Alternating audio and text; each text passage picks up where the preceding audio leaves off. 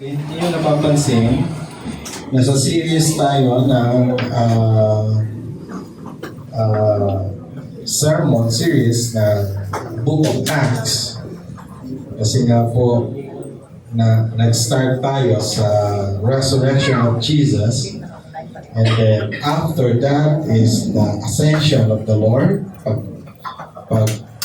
Akyat ng Panginoon doon sa langit. At ang pagkukomisyon niya sa kanyang mga alagad, okay? And then the birth of the church, no? And then the first miracle, no? Yung papapalakad dun sa lumpo. At ngayon, eto na. Actually, karugtong nung istorya ng pagpapalakad sa lumpo. Kasi nung nagpalakad sila ng lumpo, instead matuwa ang mga Hudyo, nagalit pa sila. May gano'n na yung kahit maganda ginawa mo, kahit mabuti ginawa mo, may nagagalit. Tama, no? May gano'n na. May gano'n. At parang gano'n nangyari sa kanila. They perform good thing and yet nagalit sa kanila ang mga Hudyo. Okay? So, ito yung karugtong na istorya. At kung mapansin natin, ang halos unang bahagi ng Book of Acts is all about the story of God through Peter. Okay? Kwento ng Diyos sa pamagitan ni Pedro. Tapos yung pangalawang kalahati is kwento ng Diyos sa pamagitan ni Pablo. Okay? So that is Book of Acts. So ayun, kwento pa rin tayo ng Diyos tungkol kay Pedro. So ito yung ating pag-usapan. So sermon topic this morning is, let's read together, sabay-sabay. Sir Jesus with power and authority. No? Paglingkuran si Jesus ng may kapangyarihan. No? Okay, in Acts chapter 2, balikan lang natin, konting review, no? The powerful presence of God is in the form of tongues of fire. Ang tawag doon, covenantal symbol of God for His people. Kumbaga, in Acts chapter 2, nakipag-covenant. No? This is the new covenant. Ang bagong tipan. Nakipagtipanan ang Diyos sa, that is the new community. Iyon yung ating sermon nakaraan. The new community. Bagong bayan ng Diyos. Dahil hindi tumupad ang Israel sa kailang tipan sa Diyos. So, yung agreement nasira. So, pumasok ang Diyos sa panibagong agreement. First agreement is under a conditional, no?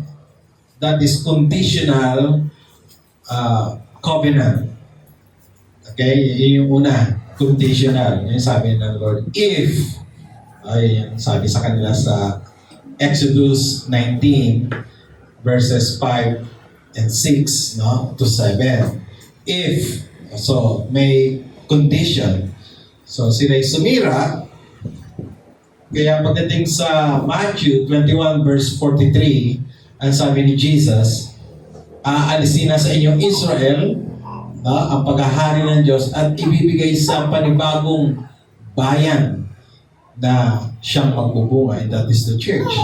At ito na yun, yung katuparan nung sinabi ni Jesus.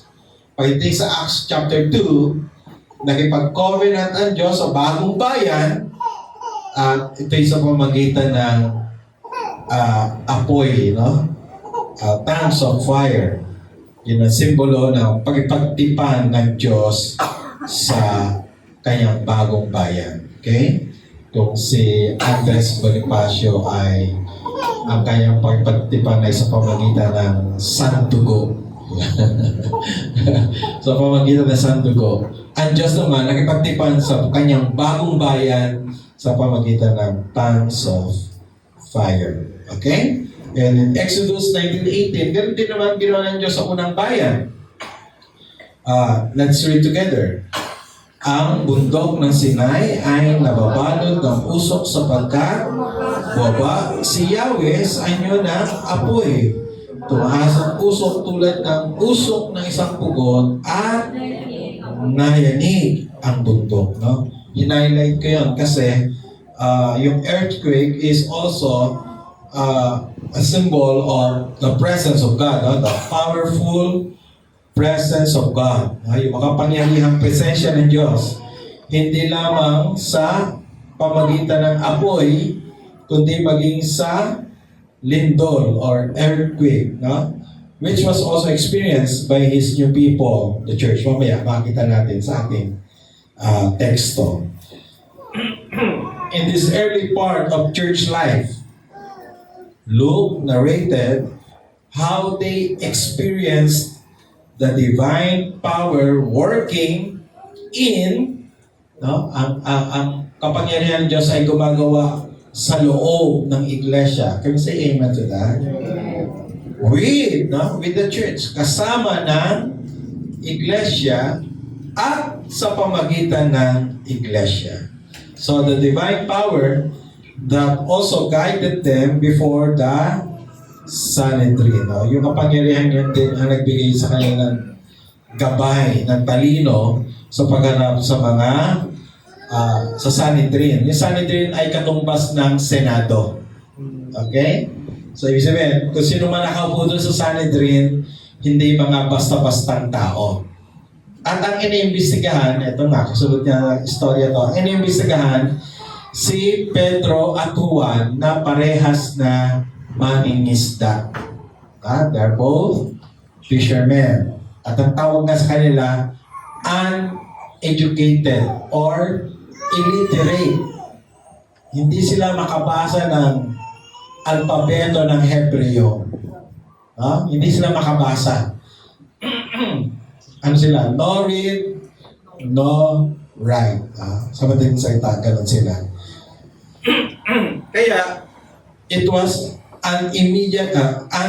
unimaginable how the two uneducated and illiterate Galilean fishermen, Peter and John, was able to stand against the Jewish Sanhedrin. Parang no match sila. No match. Okay? Pero pagdating sa Acts chapter 4 verse 21, ito yung naging resulta ng investigasyon. And let's read together. Wala silang nakitang paraan upang parusahan ng dalawa sapagkat ang mga tao ay nagpupuri sa Diyos dahil sa nangyari. Kaya nilahan nila ang dalawa ng lalo pang mahigpit at saka pinalaya. No? So, hindi na nagawang gipitin si Peter and John. And bukod doon, ganun talaga yung mga leader ng Sanhedrin. Sila? People pleaser, na? Kaya nakita nila yung mga tao nagpupuri sa Diyos.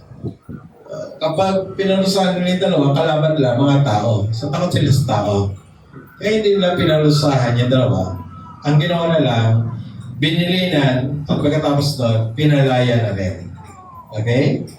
So, indeed, God's power is working in, working with, working through His people to fulfill His great commission. God is actively working in His mission. Diyos ay aktibong gumagawa sa kanyang mission. No?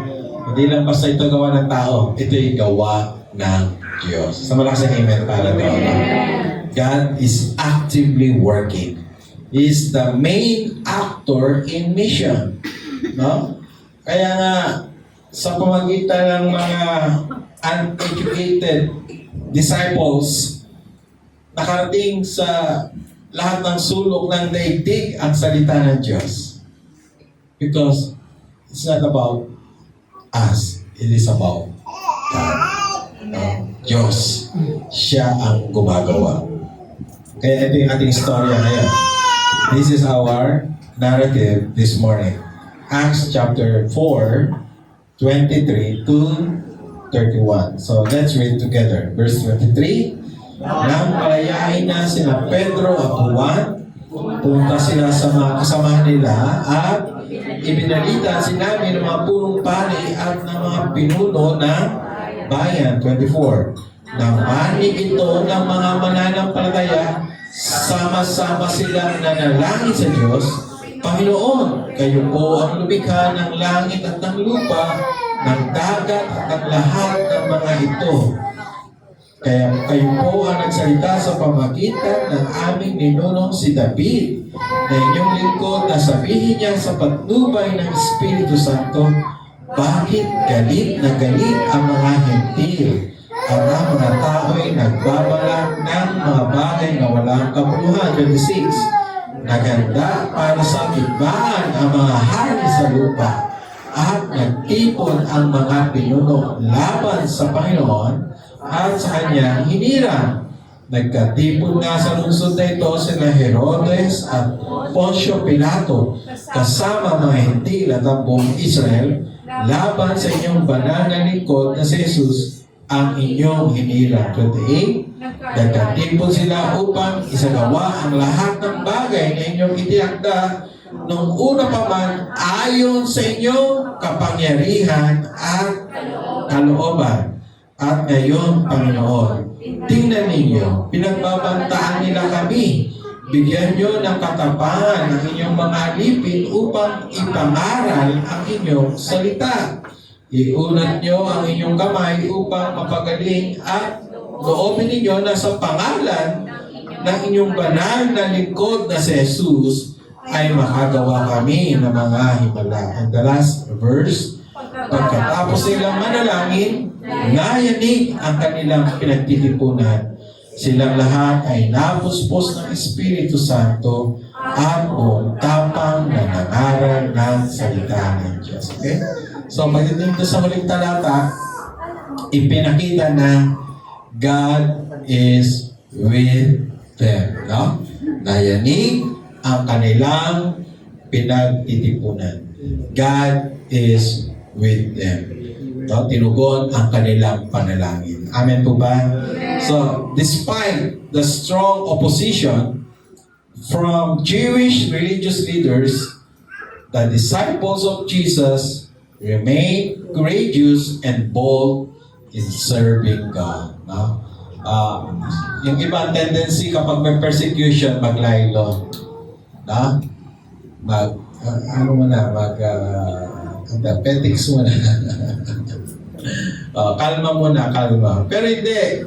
Na sila pinersecute, mas lalo pang naging matapang. Bakit kaya? How did they do it? Paano nila ito ginawa? Number one, ito ang dahilan. Let's read together.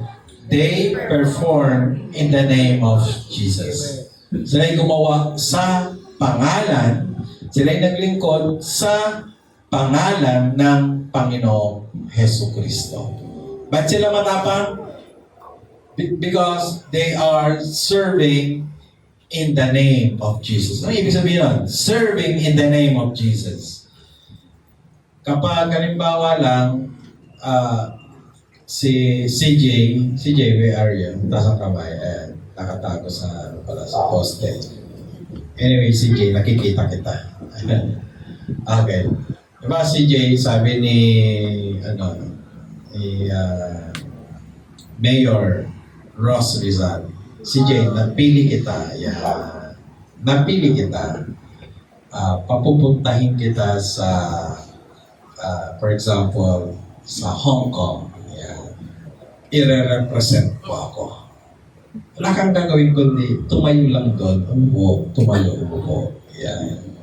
Diba? So, representative siya ni Ross Rizal. Ano sa tingin niyo ang pakiramdam ni CJ na nag-represent siya ng mayor ng Calamba? Confident. Diba? Confident. Oh. Confident siya. Malakas ang loob niya. Because he is performing, serving in the name of the mayor. Pero tayo, serving in the name of Jesus. Kaya dapat, ganun din ang attitude natin. Naglilingkod tayo sa pangalan niya. In Acts chapter 3, Peter and John perform miracle in the powerful name of Jesus. Di ba ito na yung ating pinag-usapan ng nakaraan? Yung sa Acts chapter 3 verse 6. Ngunit sinabi ni Pedro, wala akong pilak o ginto. Ngunit kung ano ang mayroon ako, ang siya kong ibibigay sa iyo sa pangalan ni Jesucristong taga Nazareth. Tumayo ka at lumakad. In the name of Jesus. May malakas ang loob niya? Because they are performing in the name of Jesus. Ayon sa pag-aaral, mga 39 ito yung estimate, mga 39 times ginamit ng mga alagad in the book of Acts alone ang pangalan ng Panginoon Jesus sa pangaral, pagpapagaling, at sa iba pang paraan. They're using the name of Jesus in those ways. Kaya nga po, di po ba, hanggang ngayon, kahit yung mga scammer ginagamit yan, apo ako ni Marcos. Yan, ang dami ng loko. O kaya, tawa ko ng GMA 7. Tapos niloloko. Kumbaga, may ginagamit silang pangalan and they fool other people because of that. Okay? Ang mga alagad, alam nila na meron talagang kapangyarihan sa pangalan ng Panginoong Jesus. Kaya, nag-start sa chapter 3, chapter 4, ginagamit nila ang pangalan ng Panginoon Kristo. Pati ng mga alagad na hindi mula sa kanila, di ba? Kasi nga yung sa Matthew chapter 28, verse 19, di ba? Ibinigay na sa akin lahat ng kapangyarihan, Jesus said, no? Jesus said, ibinigay na sa akin lahat ng kapangyarihan. And then, pagkatapos nun, sabi niya, and I will commission you. Sabi ni Jesus, bigyan ako ng authority, and now, I'm passing on this authority to you. Kaya, pag hayo ng mga alagad, yung authority na yon, dala-dala nila. They are representative of the Lord. Kaya alam nila na hindi sa kanila yung kapangyarihan na yon, kundi galing sa Diyos. No? Came from the Holy Spirit, no? Yung pagpapagaling, hindi dahil sa kanila, kundi galing sa Diyos, sa pangalan ng Panginoong Jesus. Okay? Galing sa Banal na Espiritu ang kapangyarihan at ang authority came from the name of the Lord Jesus. Di ba? Halimbawa, kung magpapagaling, maglilihan ka, kung mari masakit si Angelus, sa pangalan ng nasa taas. Hindi masabi kung sino. Sa pangalan ng nasa taas. So, walang clarity, no? Okay, nag-pray ka, ang lahat na ito ay aking panalangin sa pangalan ng nasa taas. Nasa taas natin, sino ba teacher ngayon? So, ito, klaro. Kaninong pangalan? And that is in the name of Jesus. The disciples were passionate and authoritative in their ministries because they serve in the name of Jesus. And who is this Jesus? No? He is the King of all kings and the Lord of all lords. Can you say amen to that? Kayo ka naglilingkod sa hari ng mga hari, sa Panginoon ng mga Panginoon. Therefore, there's no reason to fear or to be intimidated, no, in serving the Lord, because we are representatives of the Lord Jesus Christ. We are serving in His name. Amen po ba? Amen. Minsan takot tayong maglingkod, no? And whatever reason, Pero tandaan natin, tayo naglilingkod, hindi para lamang sa City of Hope, no? Kundi sa pangalan ng Panginoong Heso Kristo. Pangalawa, three-piece nga pala to, no? Number one is perform in the name of Jesus. Number two, they pray in the name of Jesus. Di ba, may mga kapatid tayo na minsan hindi ma-close yung prayer. No? Dapat maunawa natin, ang panalangin laging tinatapos sa pangalan ni Jesus. No? Sa kanyang pangalan. Bakit ba mahalagang sa kanyang pangalan tayo manalangin? Minsan, no, malimit, ginagamit natin itong pangalan ni Jesus na parang magic spells, na yung parang abracadabra. By the way, yung abracadabra is ano yan? Hebrew word yan, Hebrew word. Abracadabra. Parang, nalimutan ko ng exact meaning niya, parang mangyari, dapat mangyari. Parang gano'n na, abracadabra. Okay. Pero yung iba, ginagamit nilang magic spell, yung pangalan ni Jesus. Halimbawa,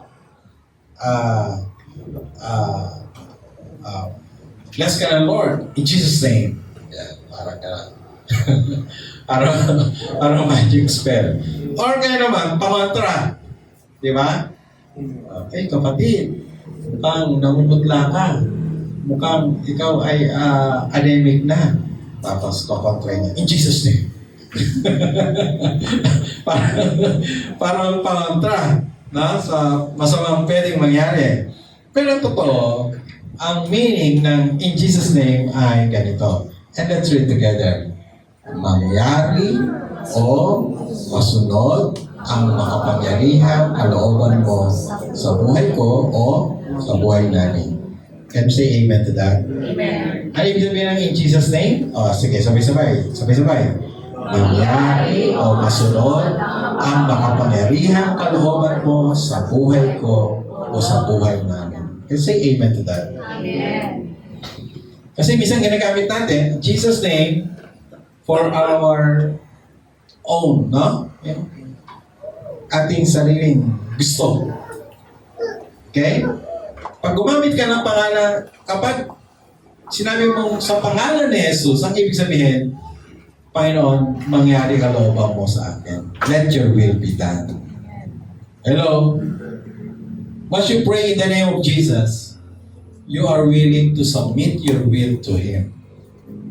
You say amen to that? Pag sinabi mo sa pangalan ni Jesus, hayaan mangyari nais mo sa buhay ko. You are my King. You are my Lord. And let your will be done in my life. Can you say amen to that? Amen. Hindi parang pangontra o kaya parang pag sinabi mo yan, may mangyayari. No, that is not the purpose of using His name in prayer. Okay? Kaya dito sa Acts chapter 4 verse 24, makita natin na marinig nila iyon, nagkaisa silang tumawag ng malakas sa Diyos at kanilang sinabi, Ikaw na may-ari ng lahat, Ikaw ang Diyos na gumawa ng langit at lupa at ng dagat at ng lahat ng mga naroroon. In-acknowledge nila, Ikaw ang makapangyarihan sa lahat. No? In-acknowledge nila sino ang Diyos na kanilang tinatawagan. At dito, sila'y nagkaisa, no? Sabi niya, nagkaisa sila, no? In one voice, in one accord. They pray, no? The church prayed, no? And the Spirit-filled community of believers was united in prayer, praying together, no? In one accord. At sa 4:29, ang prayer request nila ito. Merong persecution, merong panggigiit sa kanila, pero ang prayer nila ay ganito in Acts chapter 4:29. At ngayon, Panginoon, tingnan ninyo, pinagbabantaan nila kami. At ang kanilang prayer, bigyan nyo kami ng katapangan. No? Bigyan nyo ng katapangan ang inyong mga alipin upang ipangaral ang inyong salita. Hindi sila nag-pray ng protection. Hindi sila nag-pray ng safety. Ang prayer nila is boldness in preaching the gospel. Ang prayer request nila, sa kanilang prayer request ay nakikita na alam nila ano ang kanilang mission. Alam nila kung ano ang kanilang purpose. Siguro, i-request ko sila, Sister Jackie, na ilagay sa tarpaulin yung ating mission and vision para mababasa natin lagi pagpunta rito sa ating worship place. Lagi mababasa lagi yung ating mission, yung ating vision. Sila, kahit hindi nakasulat, alam nila anong mission nila. Kaya, ang kanilang prayer request, tapang sa pangangaral. Ang kanilang prayer request, boldness to witness. No? At hindi lamang protection. Maybe they also pray for protection, pero hindi yun ang hinighlight. Ang hinighlight doon sa kwento ni Lucas, they pray for this one, tapang sa pangaral and boldness to witness. Because they know their purpose. Alam nila kung anong dahilan bakit sila tinawag ng Diyos. Bakit nakipagtipan sa kanila ang Diyos. Bakit nakipagtipan ang Diyos sa iglesia? For the church to witness for Him. Can you say amen to that? Yun ang purpose ng iglesia. No? Yun sa Acts 1:8, malinaw yun, sabi ni Jesus, but you will receive power when the Holy Spirit comes upon you, and this is the purpose. And you will be my witnesses, telling people about me everywhere. No, you will be my witnesses. No? In Jerusalem, throughout Judea, in Samaria, and to the ends of the earth. No? Church is what? A community of witnesses. Tayo ay komunidad ng mga nagpapatotoo para kay Jesus. That is our calling. Sa Acts 4:20, sabing ganun, nung inimbestigahan yung dalawa, no, si Pedro at Juan, they were investigated by the Sanhedrin, pero at pinagbabawalan sila na wag na silang mangaral tungkol kay Jesus, sa pangalan ni Jesus, no? Pero sabi na sa verse 20, hindi maaaring di namin ipahayag ang aming nakita at narinig. Hindi pwedeng hindi kami mag-witness, no, sa nakita namin at narinig. Kailangan namin mag-witness. The apostles are reliable eyewitnesses. Hindi sila second-hand, third person. But they themselves heard, saw who Jesus is. Amen? Kaya sabi, hindi maaari. Kami ay mga witnesses ni Jesus. Kaya, 100% correct ang prayer request nila na matupad ang purpose ng Diyos sa buhay ng kanyang mga anak. At yun ang maging witnesses sa pangalan ng Panginoon Jesus. Hindi self-centered yung prayer request nila. Hello? Hindi para lamang sa sarili yung kanilang prayer request. Ang prayer request nila para sa katuparan ng kalooban ng Diyos sa buhay nila. Ano ba kalooban ng Diyos sa buhay nila? Maging mga witnesses. No? Mga nagpapatotoo para sa kanyang pangalan. At pangatlo, tatlong P. So, alam niyo na, pangatlo na ito. Tapos na si Pastor, pangatlo na. Pangatlo, they preach in the name of Jesus. They perform in the name of Jesus. They pray in the name of Jesus. Now they preach in the name of Jesus. Acts 4:10 said, sabi nga na, nais kong malaman ninyong lahat at ng buong Israel. Ito yung prayer, ito yung preaching ni Peter, no? During his preaching, kasama to sa preaching niya.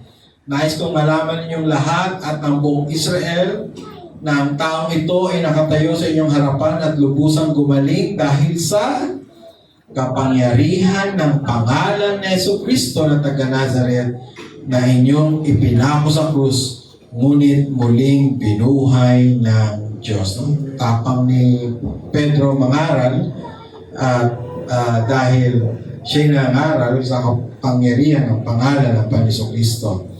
Merong opposition at persecution laban sa church. Pinatahimik sila sa pangaral tungkol kay Jesus, pero mas pinanindigan nila ang kanilang pagkatawag. Okay? Sila nanindigan sa kanilang calling. And their calling is to witness for Jesus. No? Sa Acts 4:17 to 20, sabing ganon ng mga miyembro ng Sanhedrin, na ang miyembro kasi ng Sanhedrin, kalimitan ay mga Saduceo, no? Mga Saduceo. Ang Pariseo, in charge sa temple. Ang Sanhedrin, they are also Jewish, pero in charge sa political side. At intertwined naman, no, yung religion tsaka politics sa Israel, halos hindi magkaiba. Okay? Pero itong mga Saduceo, that's another group, pero mas involved sila sa politics. So, part sila ng Sanhedrin. Okay? At meron din mga Pariseo sa Sanhedrin. Pero meron silang magkaibang view. Yung Pariseo, they believe, no, the group of Pharisees or the Pharisees, they believe in the resurrection. Naniniwala sila sa muling pagkabuhay. Pero mga Saduceo, hindi sila naniniwala na mayroong muling pagkabuhay. Kaya, sila yung bumabanat. Yung mga Pariseo, medyo tahimik. Kasi nga, iba yung view nila. Yung mga Saduceo ang bumabanat kay Pedro at Juan. Okay? At sa verse 17, itong mga pangyayari, upang huwag nang kumalat ang balita tungkol dito, pinagsabihan na lamang natin sila na, pagsabihan na lamang natin sila na huwag nang magsalita kaninuman sa pangalan ni Jesus. No? Kasi, kapag sinabing, sino nagpagaling sa kanya? Pinagaling siya ni Jesus na muling nabuhay sa mga patay. Ayaw ng mga Saduceo yun. Okay? Pinagbawalan sila.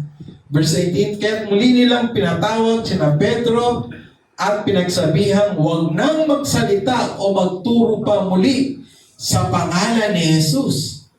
Okay? Verse 19, subalit sumugot sina Pedro at Juan, kayo na ang humatol kung alin ang tama sa paningin ng Diyos, ang sumunod sa inyo o ang sumunod sa Diyos.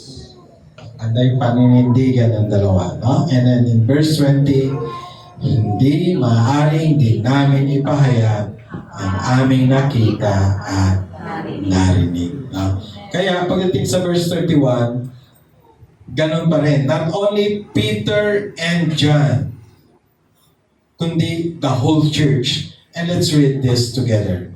Pagkatapos nilang manalangin, nayanig ang kanilang pinagtitipunan, no? The presence of God, no, is with His people. Silang lahat ay napuspos ng Espiritu Santo at buong tapang na nangaral ng salita ng Diyos. Diba, minsan sa ibang extreme Christian church, na kapag napuspos ng Espiritu Santo, dapat maslay ka na yung matumbangan. Okay, yung iba pa nagtatangs pa. Yung iba ay tumidikit sa pader. Yung iba gumugulong. Yung iba tumatahol. Pero ang ganong grupo, pag napunta kayo sa ganong grupo, be careful now.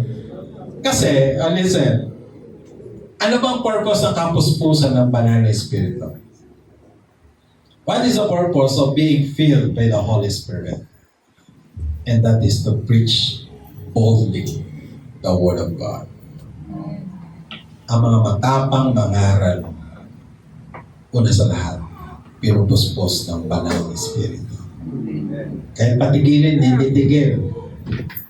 Dahil sa kapangyarihan ng pangalan ng Panginoon, sila'y patuloy na mangaral ng salita ng Diyos. Bakit matatakot o mapanghihinaan ng loob sa paghayo? Kung ang presensya ng Diyos ay nasa kanyang mga anak, gumagawa sa loob ng, gumagawa kasama, gumagawa sa pamagitan ng kanyang mga anak sa pangalan ng Panginoong Jesucristo. Amen? Ang Seed of Hope, kanlubang, ang prayer ko, patuloy tayong pakapuspusin ng Banal na Espiritu para patuloy tayong humayo para sa kanyang pangalan. Napakalawak ng kanlubang. Hindi aksidenteng dinala ang iglesia nito dito. Ang lawak ng lupa ng kanlubang halos kasing laki ng the rest of Calamba. Ang tao ng kanlubang, sabi nga, pag manalo ang politiko rito, halos panalo na sa buong Calamba. And that's not accident that we're here. We're here to be used by God to witness for Him, to serve Him in His name. Amen? Amen. Tayo nga tumayan. Sa bawat patak ng luha, sa aking kainan, sa bawat loob at pananangin, di mo ako iniwan. Jesus, ika'y nariyan. Itataas ang aking mga kamay sa Diyos na mababalik sa ating natunan. O ang alay ko ay pusong basag, nagpapakumbaba sa iyong presensya,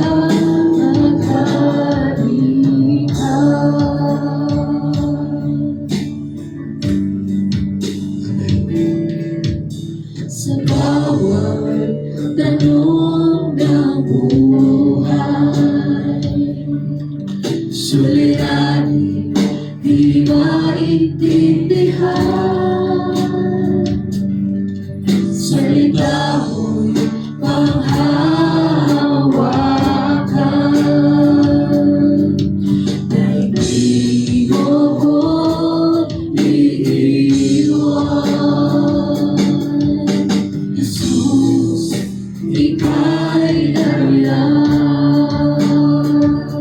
Itataas ang aking mga kamay sa Diyos na mahabagin sa ating adunay. O ang alay ko ay pusong basag, nagpapakumbaba sa iyong presensya.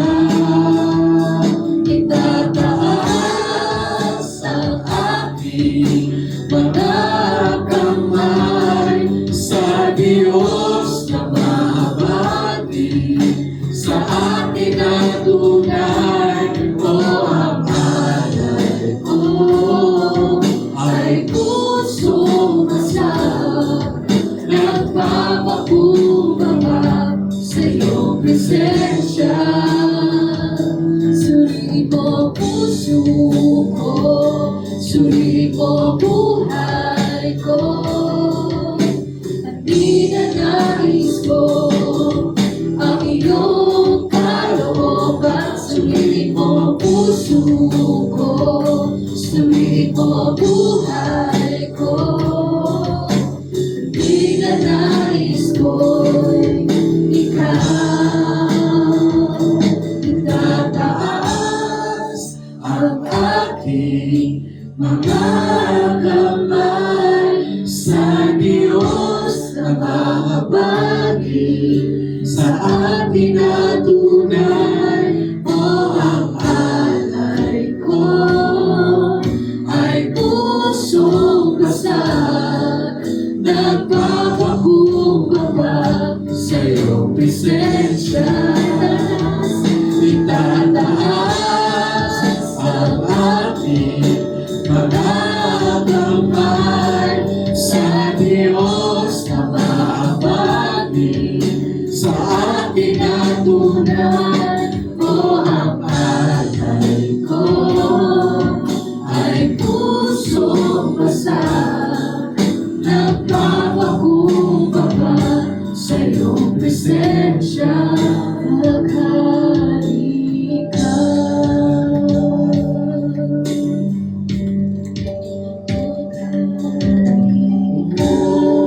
Maghari ka. Maghari ka. Salamat, Panginoong Jesus. Kayo ang hari ng mga hari. Kayo ang Panginoon ng mga Panginoon.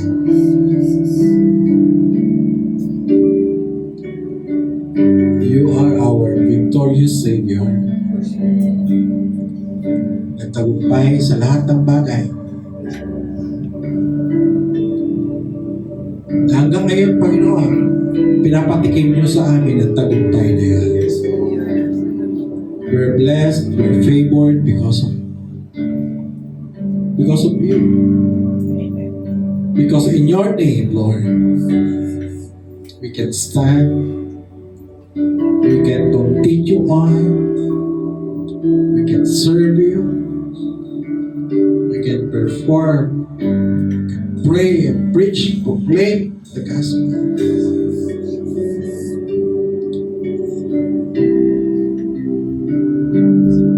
Salamat po.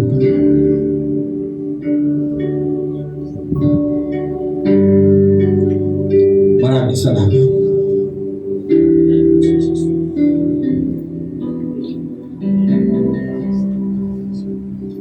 At hayaan ang iglesia, Panginoon.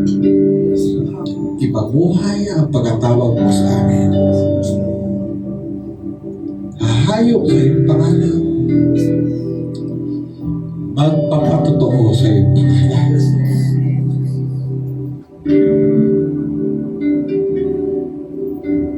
Ang issue hindi po sa pagdami. Ang issue hindi sa paglawak.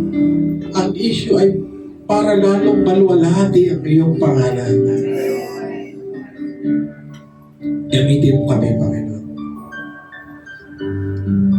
Use us mightily. Fill us with your power. Fill us, Lord God, with the power of the Holy Spirit. Hahayo kami sa iyong pangalan, Panginoon. Ipapamalitan namin ang iyong kadakilaan. Ipapakilala ka namin sa marami. Upang mas marami pa ang sasamba sa iyo. Marami pa ang naglilingkod sa iyo. So sa ito, Panginoon, in your name, healing for those who are sick. Sa mga nagdarang mo, in your name, provision. Sa mga maharap sa mabigat na problema, in your mighty name, victory. Hallelujah. God mo sa iyong pagpapala, bendisyon, Panginoon. Dalawa, tanipin namin ang kapuspusan ng Banal na Espiritu para handa lagi sa paghayo at pagpapatutuo sa iyong dakilang pangalan. Iparanas niyo sa amin ang masagana mong pagpapala sa lahat ng aspeto ng aming buhay. Maghari ang iyong kapayapaan at kagalakan sa aming kalooban. iparanas ang iyong kalapitan, ang iyong kapal. Ibabalik lang namin, Panginoon, mong ingat. Lahat ng papuri, lahat ng pagdakila, ng pagwalahati, pagsinta. Sa pangalan ng Ama, ng Anak, ng Espiritu Santo. Amen. Amen. Ang papuri, paluwalhati, alay sa'yo, O Diyos. Ang aming puso, ang aming buhay, alay sa pagsamba. Lahat ng papuri, paluwalhati, alay sa'yo, O Diyos.